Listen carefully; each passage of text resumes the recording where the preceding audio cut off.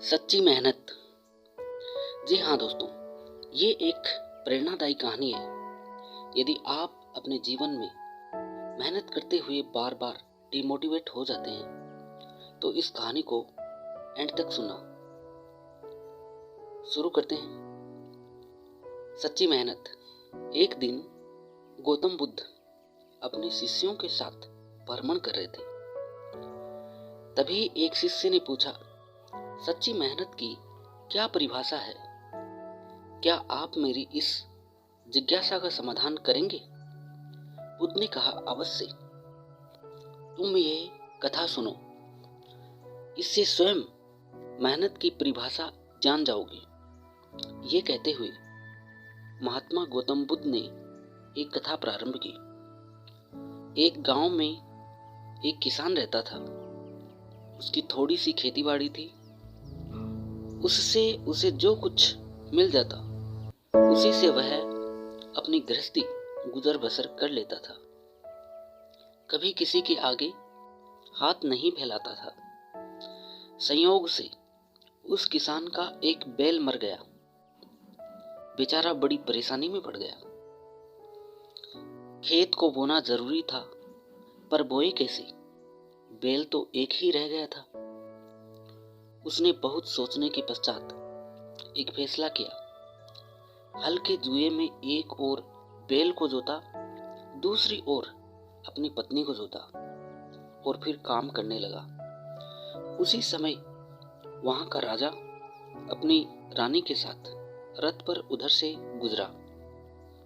अचानक उसकी निगाह हल पर गई, जिसके जुए में एक ओर बैल था, दूसरी ओर स्त्री।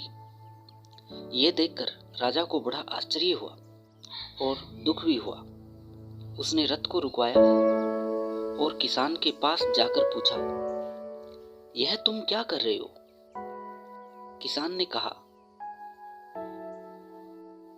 मेरा एक बैल मर गया है और खेत बोना जरूरी है। तो राजा ने कहा, अरे भले मानस, कहीं स्त्री से भी बैल का काम लिया जाता है? किसान बोला, क्या करूं? और उपाय ही क्या है? उपाय? राजा ने कहा, तुम मेरा एक बैल ले लो, जाओ। किसान बोला, मेरे पास इतना समय नहीं है। इतना कहकर उसने बैल को आगे बढ़ा दिया। राजा ने कहा, सुनो भाई, तुम अपनी स्त्री को बैल लाने को भेज दो। जब तक वह आए तब तक मैं उसके स्थान पर काम करूंगा। किसान की पत्नी ने कहा, तुम तो बैल देने के लिए तैयार हो गए हो, पर तुम्हारी पत्नी ने मना कर दिया तो? राजा बोला, ऐसा नहीं होगा। किसान राजी हो गया। उसकी पत्नी राजा के यहाँ बैल लेने चली गई और राजा ने हल का जुआ अपने कंधे पर रख लिया।